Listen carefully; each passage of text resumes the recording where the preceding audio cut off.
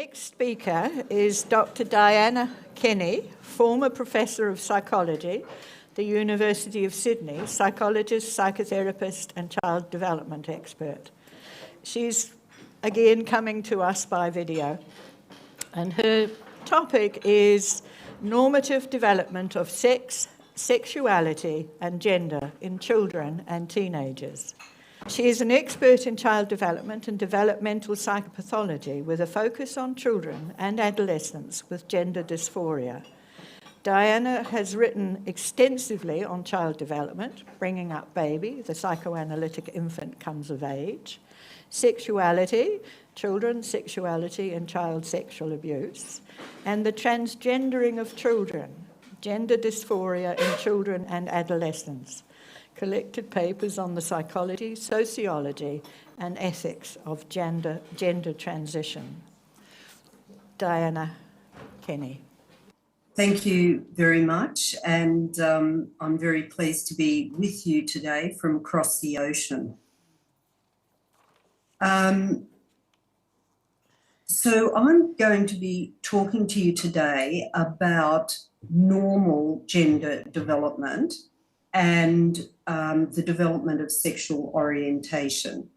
And these two developmental processes are quite distinct, and in recent debates they have been conflated somewhat. And so I'm going to treat them differently and separately because they have different developmental trajectories and different complexities that have been lost in recent debates about gender identity. So the purpose of my talk today will be, first of all, to I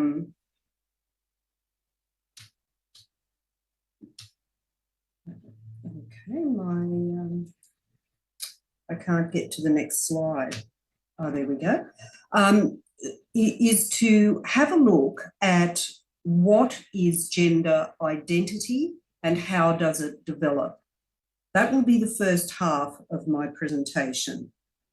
In the second half of the presentation, I'm going to ask the question, what is sexual orientation and how does it develop? So let's start with gender development. In August 2017, a teacher from Rockland Academy Gateway, a primary school in California, USA, conducted a transition ceremony for a so-called transgender 5-year-old. The teacher read the class 2 books, I Am Jazz and The Red Crayon, that purportedly educate 4 to 8-year-old children on transgenderism. Faulty concepts such as being born in the wrong body and having a girl's brain in a boy's body were introduced and discussed, after which a male student left the class dressed as a boy and returned a few minutes later dressed as a girl. The teacher introduced their new classmate to the class, explaining that he was now a she who had a new name and that all her classmates should address her using the pronouns she, her, and call her by her new name in the future. The reactions of some of the students was not anticipated by the school. Some of the girls found the ceremony deeply disturbing, asking their parents when they got home that day whether they were going to turn into boys too. A male student asked his mother if he could dress as a girl for school because his classmate could do so. Other boys went home to their parents crying, I don't want to turn into a girl. These reactions deserve careful consideration because they tell us a great deal about gender development in early childhood, a subject that has been sorely neglected in the debate about the transgendering of young children. How do gender concepts develop? Gender development is a process whose outcome is a complex interplay of genes, gonadal hormones, cognitive, language, and socio-emotional development, the child's socialisation history and culture. Object permanence is defined as the understanding that objects and people continue to exist when out of sight. The development of gender concepts follows the same stages as those in the development of object and person constancy. Object permanence is critical to the development of gender concepts and is necessary for more complex schema development and for memory. The development of gender constancy, that is, the notion of the permanence of categorical sex, is a necessary precursor to the conformity with culturally defined gender norms. In other words, gender cognitions precede gendered behaviour. I am a boy, therefore I want to behave like a boy. So what are the stages in the development of gender constancy? Well, firstly, the child has to identify one's own and others' sex. That is, one needs a basic gender identity and labelling. I am a boy, I am a girl, you are a boy, you are a girl. In the second stage, we need the development of gender stability or gender permanence. That is, that gender remains stable over time and doesn't change as a result of superficial characteristics like clothing. There's a funny story of a 3-year-old who was watching a mother bathe her newborn living from next door. And the baby was in the bath, and the mother said to the 3-year-old, "Have I had a boy or a girl?" And the child says, "I can't tell. It doesn't have any clothes on." And so this child had not developed a stable sense of gender or gender permanence. The third process is what's called gender constancy. That is, that gender is a fixed characteristic that is not altered by superficial transformations in appearance or activities. So that if a girl is playing with a truck or a boy is playing with a tea set, a child with gender constancy will still know that the boy with the tea set is still a boy and the girl with the truck is still a girl.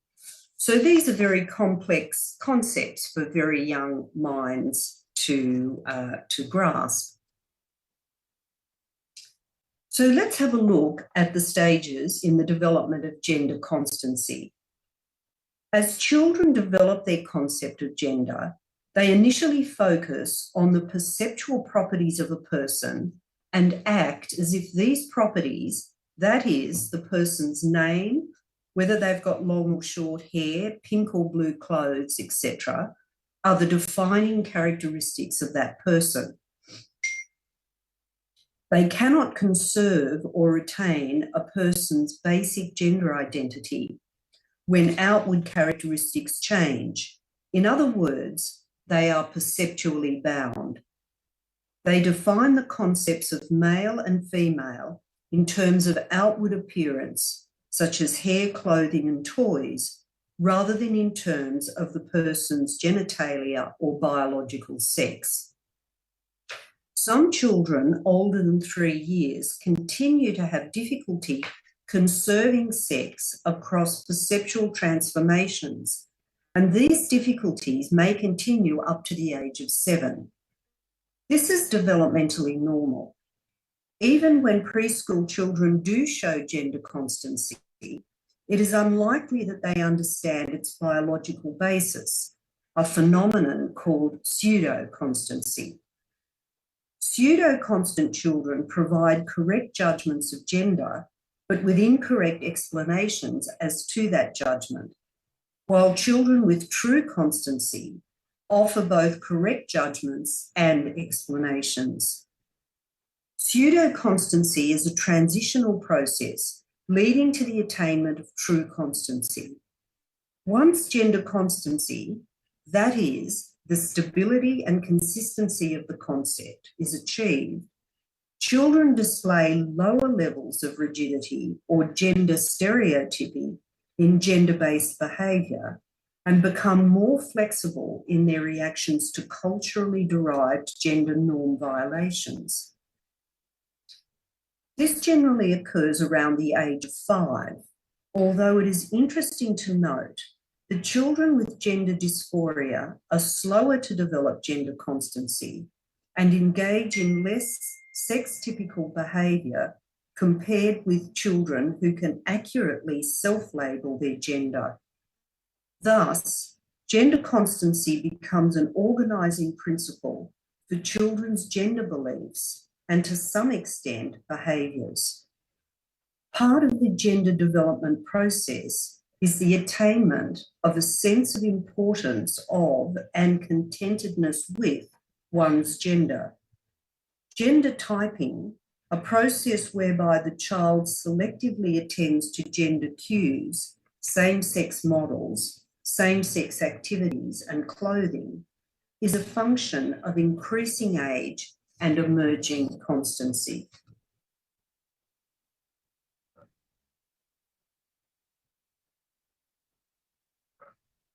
So let's have a look at the gender understanding in preschool children.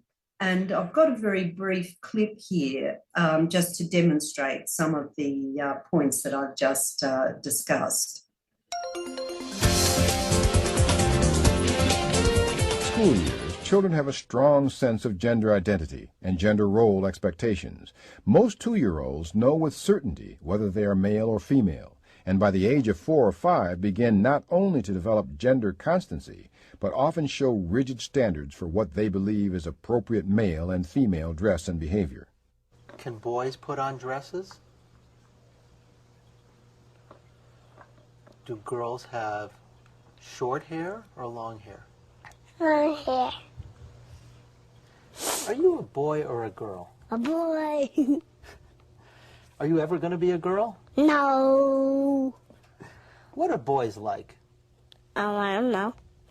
Are they different than girls? How are they different than girls? Because they don't put stuff like girls on. Boys don't put on girls' clothes? No. Can girls put on boys' clothes? No. Alexis, are you a boy or a girl? A girl. Are you ever going to be a boy? Mm-mm. Are you a boy or a girl? Boy. Are you ever going to be a girl? No. Boys are better than girls. Why? Because boys are stronger than girls sometimes. What would happen if you put on a dress? All the girls and all the boys will laugh at me. I won't look like a boy, that won't look like a girl. Would it be okay? No way. Young children appear to begin to acquire gender role stereotypes at about the same time that they develop gender identity. And by the age of 3 or 4, most children, when asked questions about the activities appropriate for a male doll and a female doll, readily give stereotypic responses. Which doll likes to clean the house?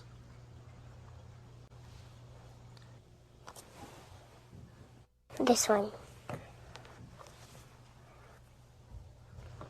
Who takes care of the babies? This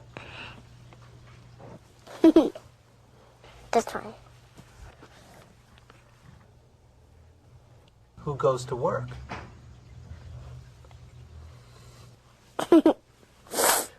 This one.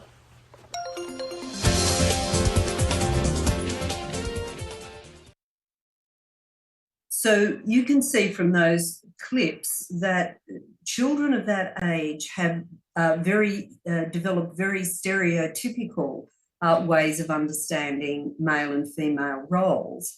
And as they develop more gender constancy and consistency and stability, they are able to become more flexible in their understanding of gender roles.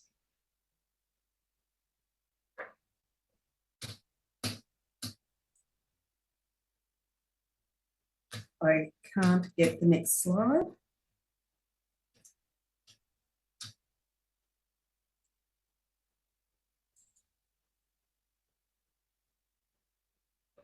Okay. Understanding this developmental process helps us to make sense of the distressed reactions of the 5-year-old students at Rockland Primary School. The boys who became distressed had not yet achieved gender constancy, hence their faulty belief that, like the transgender child, they would change sex simply by donning the culturally defined clothing typically worn by the other sex. It was interesting that some of the girls feared that they would become boys via the same reverse process, that is, by dressing in boys' clothing. These children demonstrated more advanced cognitive development than the boys because they made a transitive inference. That is, if a boy can change into a girl by donning female clothing, then girls could change into boys by donning male clothing. This inference per se is logical, but it distressed these girls because they too had not yet achieved gender constancy. The notion that one's gender is consistent across transformations and stable over time. Research has shown that age-related reduction in a child's fear of turning into someone of the opposite sex can be attributed to their growing understanding that sex is a fixed and permanent attribute.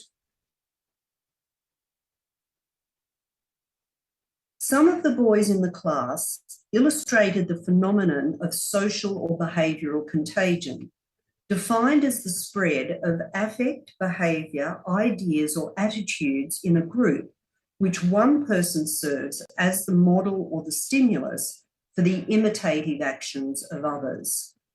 They were perhaps less cognitively developed than the children described earlier, in that they responded affectively to the care and attention with which their classmate was being treated and wanted to experience the same care and attention. They were therefore focused less on the issue of gender and more on the issue of accruing positive treatment to themselves that they believed resulted from their classmate wearing female clothing. So let's have a look at the cognitive and social factors that influence gender development. So the response of this last group of children in that Rockland School classroom alerts us to the fact that forces other than cognitive factors are influential in the development of gender concepts. These include social factors. Group processes are critical here. For example, social learning theory argues that children are rewarded for gendered behaviour, and this consolidates the cognition, I must be a boy or I must be a girl. Parents encourage and reinforce sex-typical play in their children from a young age, and a strong association has been found between the amount of encouragement and the level of sex-typical play in normally developing children.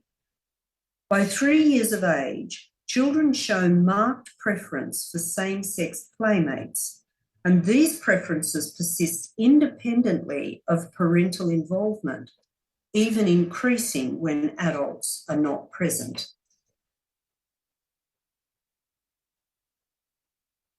As same-sex imitation increases, cross-sex avoidance heightens at the same time, possibly because gender constancy has not yet been attained.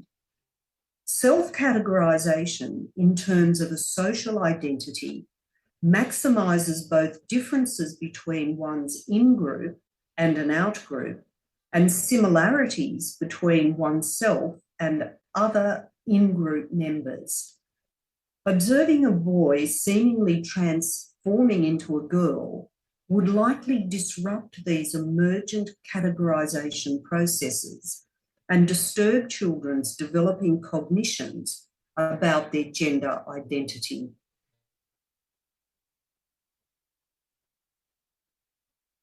Individual differences in children's gender role development emerge as a result of both structural, that is, family parental constellation, whether the family is a single parent family, lesbian, gay, or heterosexual, and process factors, such as beliefs and attitudes, gender-related behaviours, and the division of paid and unpaid labour in families.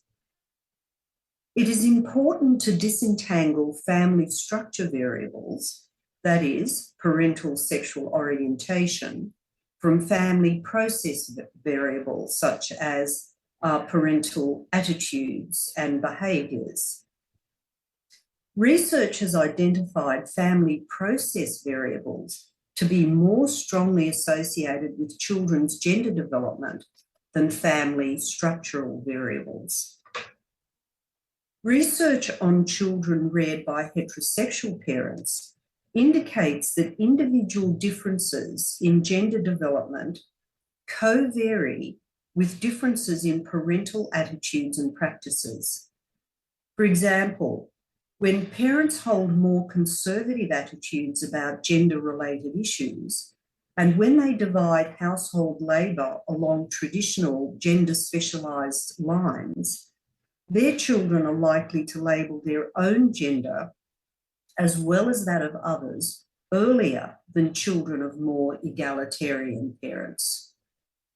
Children who learn gender labels earlier are also likely to have more extensive knowledge of gender role stereotypes and more traditional gender-related preferences and behaviours. However, during the preschool period, even children of more liberal parents often report strong same-sex preferences similar to children with more conservative parents.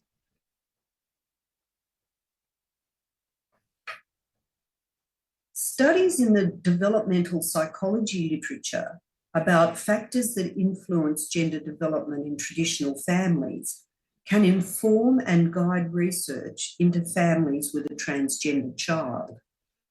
There is an emergent literature on gender dysphoria that is exploring family dynamics. The interpersonal quality of parent-child and sibling relationships and parental gender attitudes and behaviours in families with a transgender child, although the literature is still sparse in this respect. This literature is raising important questions regarding the role of interpersonal relationships in the development of gender dysphoria and calling into question the transactivist position that gender is innate.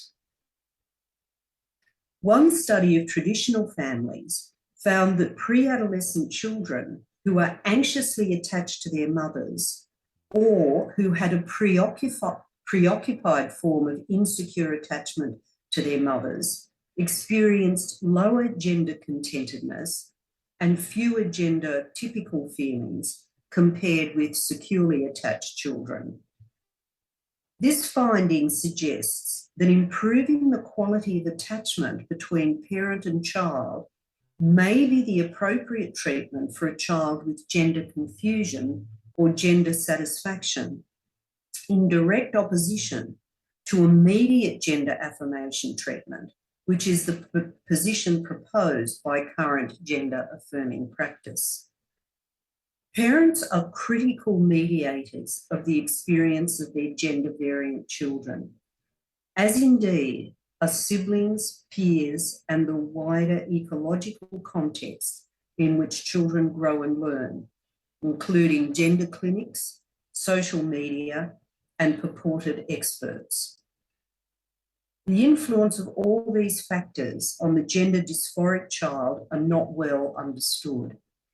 Accordingly, Great care needs to be exercised and thorough assessments conducted before making irreversible changes to their developing bodies.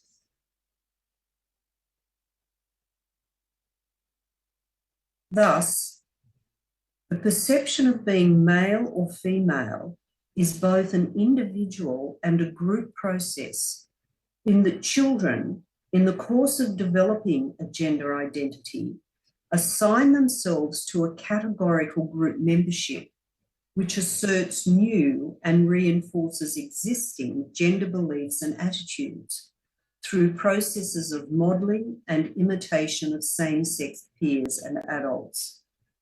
When gendered behaviour is the salient characteristic being observed, children imitate same-sex adults more than same-aged peers, highlighting the importance of same-sex adults as early gender role models.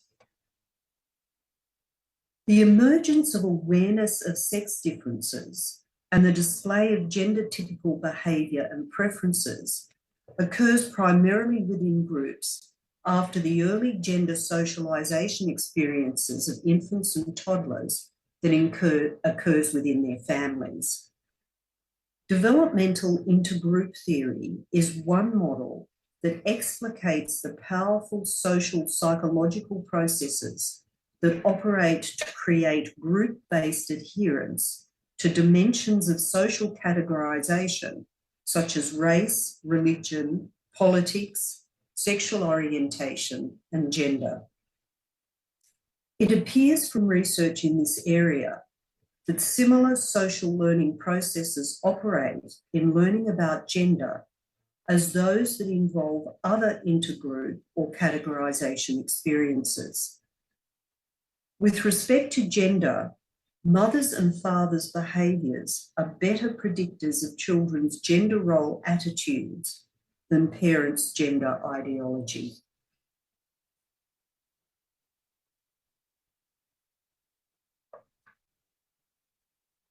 Biological factors also make a significant contribution to gender identity development.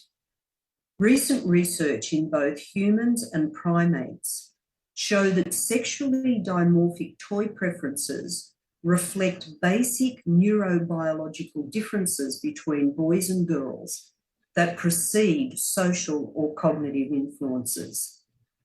Children's gendered selections of playmates, toys, and activities can be traced to the influence of biological factors, in particular, prenatal exposure to testosterone that occurs via testicular development, which in turn is determined by the presence of the Y chromosome. These sex differences in children's play commence very early, before gender development and sexual orientation. Studies with non-human primates who have not been affected by gendered socialisation processes or gender identification confirm these sex differences in novel toy selection. That is, males prefer wheeled toys and females prefer plush toys such as dolls, which are observed in young children. In both monkeys and children, males are more rigid in their toy selection than girls. However, girls who have been exposed to abnormally high levels of testosterone, such as those with congenital adrenal hyperplasia and those whose mothers took androgenic progestins during pregnancy, show increased male typical play and toy selection. Further, levels of testosterone in the blood or amniotic fluid of pregnant women are associated with the degree of male typical behaviour demonstrated by their children. As well as sex non-typical behaviour in childhood, children with CAH, that is congenital adrenal hyperplasia, evince lower heterosexual orientation, diminished identification with female gender, and higher preference to live as a man in adulthood. despite having been raised as females. CAH women are 600 times more likely than women in the general population to experience severe gender dysphoria. Some personality characteristics, such as empathy, which tends to be higher in females, and aggression, which tends to be higher in males, are also associated with prenatal testosterone exposure. Hormonal surges in sex hormones, that is, testosterone for boys and estrogen for girls, soon after birth, may also affect gender development. Those children who have absent or reduced hormonal surges, such as boys with hypogonadism and girls with Turner syndrome, show differential deficits in developments normally associated with their biological sex.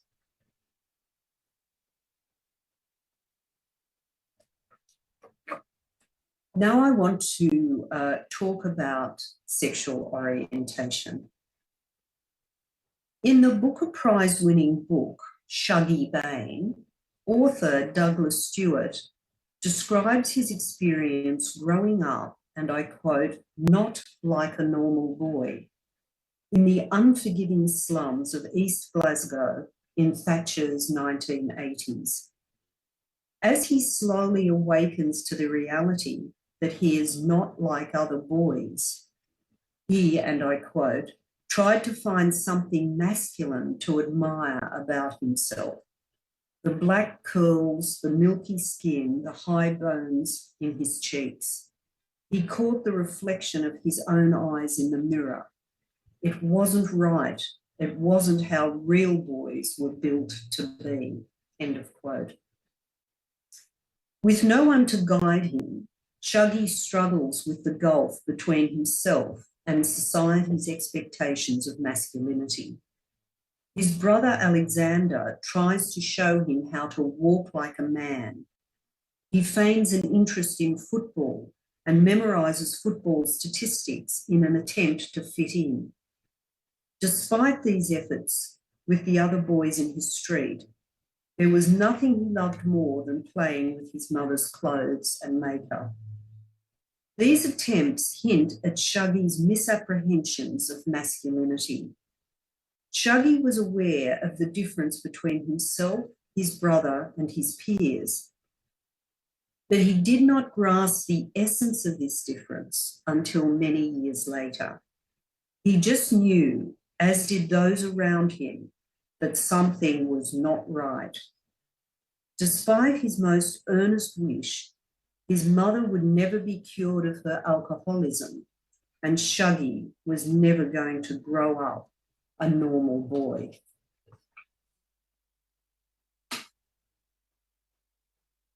Sexual orientation is one of the developmental features that contribute to sexual identity. The four components comprising sexual identity are firstly, understanding biological sex. Secondly, the adoption of a gender identity. Thirdly, the adoption of a social sex role. And finally, an understanding of one's sexual orientation or sexual attraction.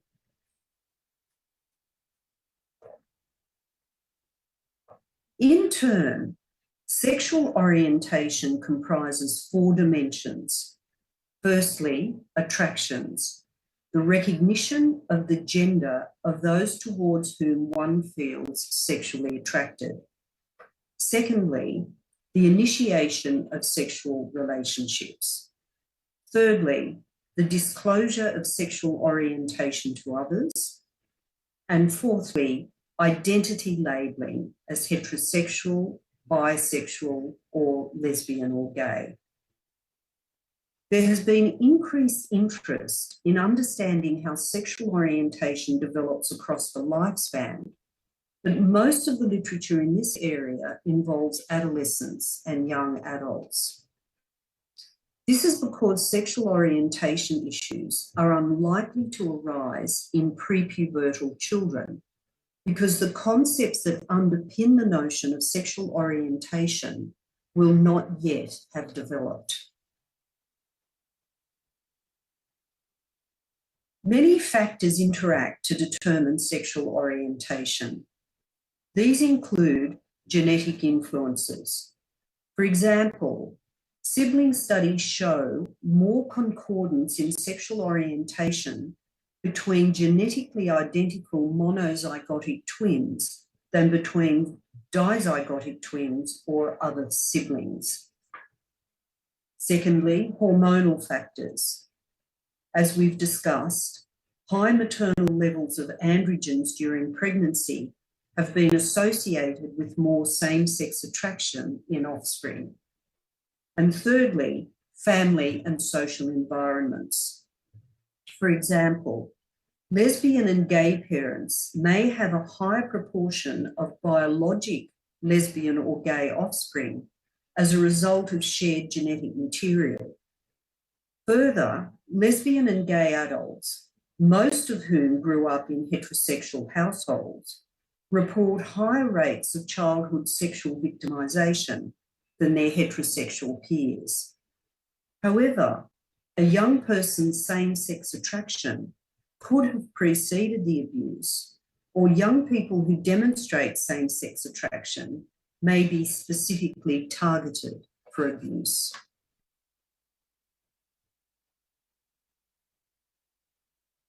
There is little clear evidence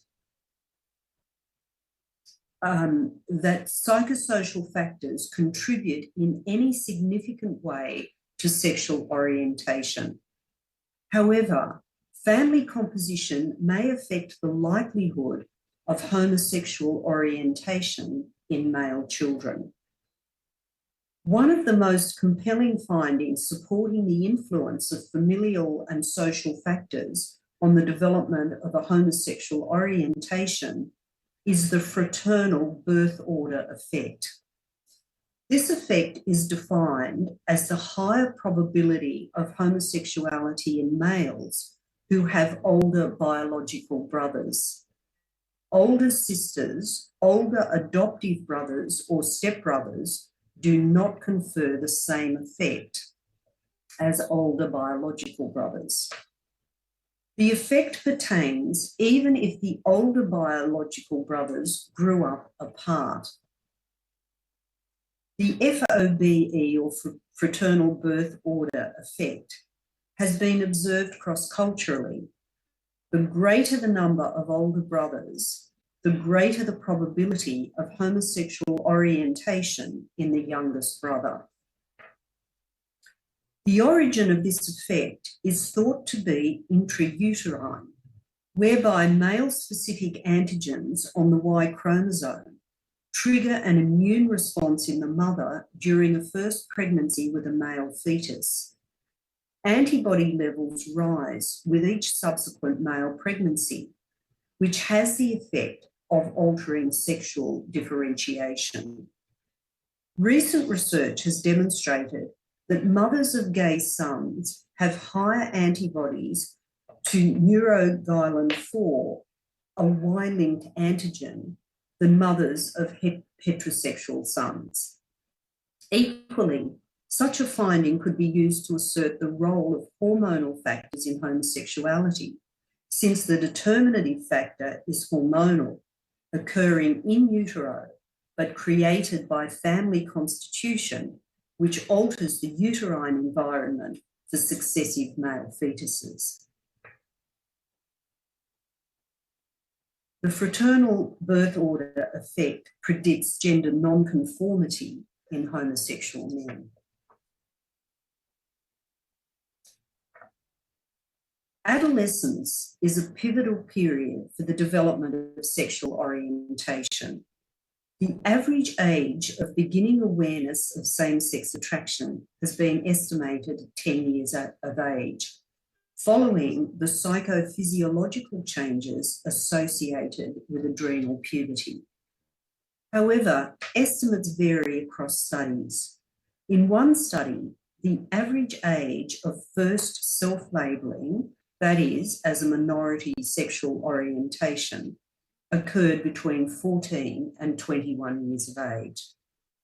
The process of coming out, that is, sexual identity development as lesbian, gay, or bisexual, and announcing this orientation to parents, friends, etc., has been occurring at younger ages than in previous generations, with boys generally reporting knowledge of their minority sexual orientation at younger ages than girls. On average, women reported that they first became aware of their same-sex attractions at age 16, but with a wide standard deviation of 8 years, and first disclosed their sexual orientation to another person at 23 years of age, and first had sex with another woman at an average age of 21. Note the wide standard deviations in each of these average age figures that demonstrate high variability in the timing of these events. However, applying the standard deviation to these figures, the youngest age would be 8 years. Sexual orientation in females appears more likely to change over time than for males. Hypotheses regarding the greater sexual orientation fluidity in females compared with males include biologically based sex differences in fetal hormone exposure and socio-political forces that constrain sexual self-concept, expression, and opportunities differently in women and men. However, there are very few empirical studies with longitudinal data across the life course and across the different dimensions of sexual orientation that could further elucidate fluidity in sexual orientation. Biological factors other than testosterone can also affect gender development. For example, newborns can generally be assessed along 9 dimensions of infant temperament. These are activity level, distractibility, intensity, regularity, sensory threshold, approach avoidance, adaptability, persistence, and mood. Zucker and colleagues offer a highly cogent example of how infant temperament can interact with gender development processes to cause confusion about gender identity in young people.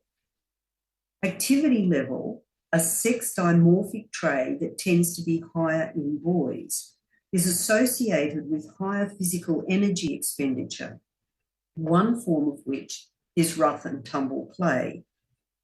Activity level is lower in boys and higher in girls with gender identity disorder, an inversion of levels that occur in children without gender identity disorder.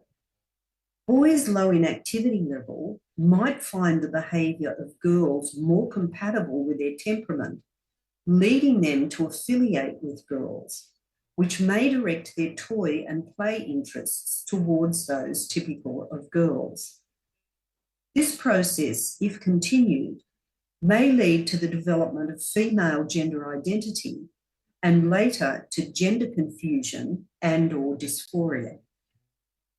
This process may be interrupted if boys with low activity level meet and befriend other boys with similar activity levels. That is, boys who prefer reading and playing chess rather than playing body contact sports, for example. Meeting like, same-gendered minds may make it possible for such boys to expand their previously held, somewhat rigid views about the nature of boys, thus allowing them to view themselves as a subset of all males rather than as males trapped in the wrong body. If parents suspect that their child is developing along a different trajectory with respect to their sexual orientation, It would be important that they remain neutral in the face of the child's toy and clothing selection, choice of playmates and activity, and play preferences, and not try to divert the child into stereotypically gendered behaviours associated with a majority sexual orientation. There are certainly vulnerabilities associated with minority stress, and these may be heightened when lesbian, gay, or bisexual young people begin to recognise differences between themselves and their peers, which are usually related to internal conflict associated with an emerging stigmatised sexual identity. Older adolescents and young adults fare better because they are cognitively and socially more able to navigate the complexities of minority status. Finding a like minority peer group can be protective for these young people. Such peer groups are not available to children. Younger age of development of a minority sexual orientation may generate difficulty because children and younger adolescents live with and depend on family who might disapprove of homosexuality. They also have fewer personal and social resources, such as financial, legal, positive LGB role models and so forth, and less developed coping skills compared with older adolescents and adults. One study found that youth whose parents were intolerant or rejecting of their sexual orientation were more likely than other LGB young people to report suicidal ideation and suicide attempts. I'd like to just show you a brief video clip about current thinking among young people about whether sexual orientation is on a spectrum and their own perception of their sexual orientation. On a scale of 1 to 10, how gay are you? 2. Why do you say 2? Because Ryan Reynolds, I guarantee there's a lot of straight guys who can agree with me on that. Sexuality is a spectrum. It is, right? yeah. On a scale of 1 to 10, 1 being straightest of the straight, 10 being very gay. Where do you fall on the spectrum? My mom will see this. How gay am I? That's a good question. Okay. How gay are you? 0, unfortunately. 0. 0? Yes. I'm a 1. 1. I'm straight. When did you know you were straight? I think as soon as I was cognizant. I always knew that I liked girls. I've thought about it just because my mom's gay and she always asks me are you sure? Are you sure you're not gay? And I'm like, no, mom, I'm not. I've just always been only attracted to women. I mean, I've had a moment of questioning it. I was just like, it's not my thing. 1.5. Some guys, I'm like, oh, you're attractive. I have no romantic feelings. I mean, there's a little oh man, if I was a girl, I would bang you. 1.5. Nobody's completely straight. 2.5, maybe 3. Okay, why a 2.5, 3? I'm not against it. I still need to maybe try to explore my sexuality, see what I like. Right now, I feel like I'm okay with what I am. Describe your sexuality. I support everybody, but I'm straight. I'm straight. Straight. Straight. Straight. Straight. Straight. Skater men. That's pretty much it. Straight. Question mark. Straight curious. I've been questioning a bit, if I was bisexual or straight or stuff like that. Do I want to just be that pretty girl or do I want to be with that pretty girl? It's really hard to tell sometimes. I've kissed a girl, but she was my best friend and it was at a party and there was alcohol and... Did you like it? No. I'm generally pretty straight. I haven't gone for any guys or anything. I'm open. I don't pick sides or anything. I identify as straight, but the first person I think of when I think of my celebrity crush is Zendaya. Would you kiss her though? Yeah, why not? Zendaya, if you're out there, I'd kiss you. I think everyone is a little gay. I'd say I'm at a 3. I acknowledge that guys can be attractive. I just don't like penises. And from the girls I've talked to, they don't like them either. So maybe I am gay, I don't know. I'm a 4 right now. It fluctuates based on who I'm interested in, and I think that's what it should be about in general. Describe your sexuality. I'm bisexual. Bisexual? Bisexual, for now. I guess bisexual. It's just kind of if I have that connection with a person, I don't really care what comes with that. I just think I love who I love. I do like boys more than I do like girls. I like girls more. I'd put myself at like A 5. I think a 5. I'm like kind of Right in the middle because I don't know who I am yet. You got time. yeah. Probably like a 6, 7. Why like a 7? Men are sticky. 7 or 8. My sexuality. Gay would be the best word I could use. I think men are cute. I like men. I talk about women a lot. I don't have a label. I'm not a huge label gal. No labels. I am pansexual. I like anyone. When did you know you were pan? I'd go to my boyfriend and I'd be like, if I was a boy, would you still date me? And they'd be like, no. And I'd be like, if you were a girl, I'd date you. I identify as like queer. I like that it's like broader. In the past like year or so, I really came to understanding like I think I'm asexual. Once I did figure that out, I like felt like I discovered it, you know, like I knew that's what I was. I'm not sure. I don't know. I have no idea. I don't really know. Don't really think about it. Non-labeled. Asexual, maybe? I'll probably know when the time comes. It's always a spectrum. Where are you in the spectrum? An 8.5, just because I feel like there's always room for gay improvement. 9.5? If we're being honest, I'm probably 10. I am a queer woman. Lesbian.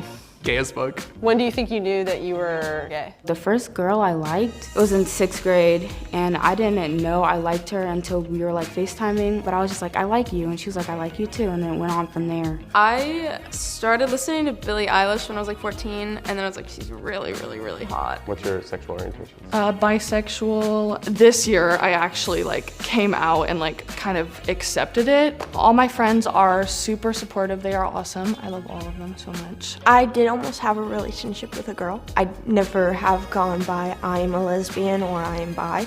I've always been straight. But you're saying you could have a relationship with a woman? Yeah, I could. Around your age, is it easy to talk about your sexuality? Yeah, like my friend group, we're pretty much all LGBTQ+, which is pretty cool. I think my generation is just pretty more open about those sort of things. How gay are you? I'd say like a 22. 10 is just like for normal gays. I'm that next level. Okay. Gender development unfolds in an orderly fashion in conjunction with biological, psychological, and sociological principles. It is a complex process that can be derailed by faulty input from responsible adults, schools, communities, social media, and legal and medical institutions. The development of sexual orientation is a separate process grounded primarily in biology for males and in both biology and social psychology for females. It becomes entangled with transgender ideology through the mechanism of internalized homophobia, whereby gender transitioning is understood as a remedy for unwanted same-sex attraction. We live in very strange times, and all I ask of all of us is to be evidence-based, to have open minds, and to be inclusive. Perhaps show some courage, even if we have to push against the tide, and please don't shoot the messenger. Thank you very much for your attention this morning. I'm just thinking in terms of gender constancy and the development of gender identity through the, as a child is ageing, and what the consequences you would come to your mind of a mother telling her 10-year-old daughter that actually she is a boy.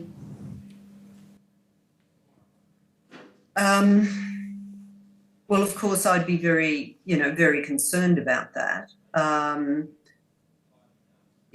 It does have the potential to derail that child's, gender development and self-confident in her own perceptions about who she is.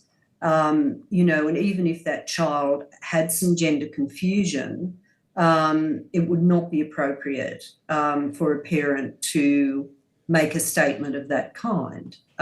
because, well, first of all, it cannot possibly be true if the child is biologically female, and it would be important for that parent to help the child explore her own perceptions of gender rather than having someone else's perception of gender imposed upon them.